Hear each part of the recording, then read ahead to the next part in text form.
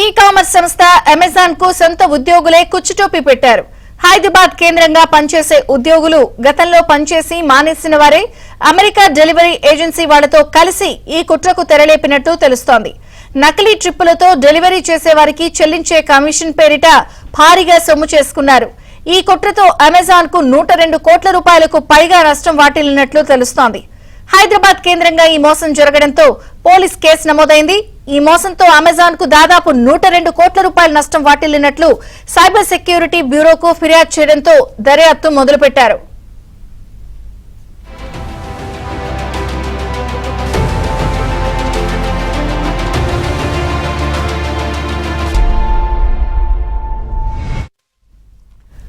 ప్రపంచవ్యాప్తంగా అమెజాన్ సంస్థ ఈ-కామర్స్ వ్యాపారాన్ని నిర్వహిస్తోంది.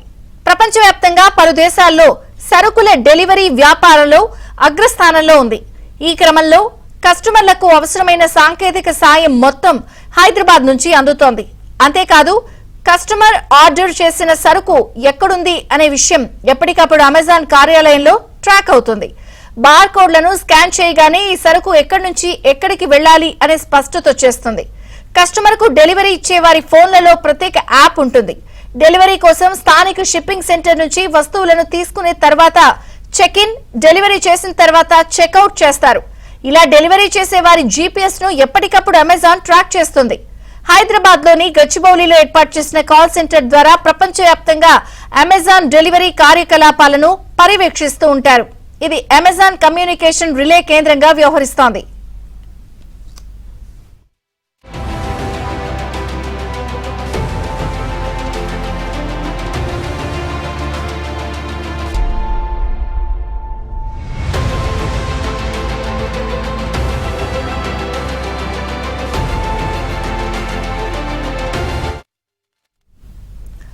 ఈ డెలివరీ కోసం స్థానికంగా ఏజెన్సీలను నియమించుకుంటుంది అమెజాన్.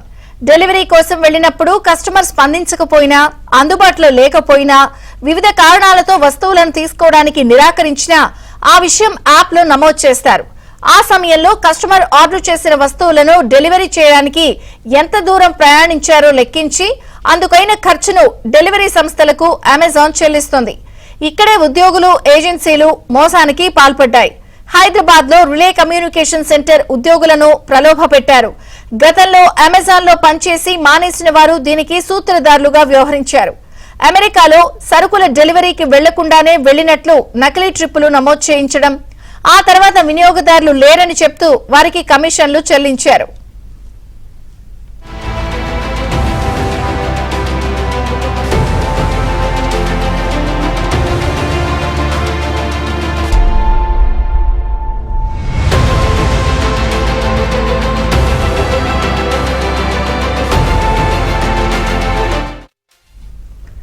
ఇలా కొంతకాలంగా ట్రాన్స్పోర్ట్ కమిషన్ల రూపంలో 102.88 కోట్ల రూపాయలను స్వాహా చేశారు.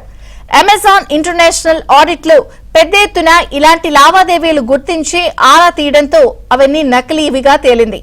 ఈ మేరకు హైదరాబాద్ సైబర్ సెక్యూరిటీ బ్యూరోకు అమెజాన్ ప్రతినిధి జిఎస్ అర్జున్ కుమార్ ఫిర్యాదు చేశారు.